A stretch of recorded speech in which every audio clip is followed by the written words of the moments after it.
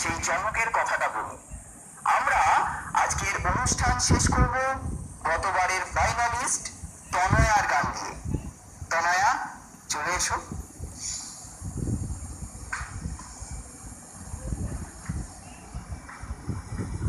তনয়ার গান শোনার আগে তনয়াকে একটা প্রশ্ন করি।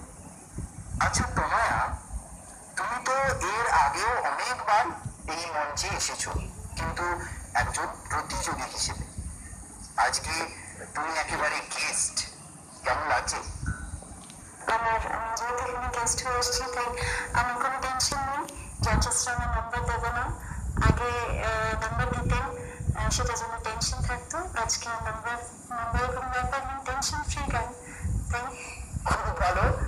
এবার তাহলে আমরা তনয়ার গান শুনবো।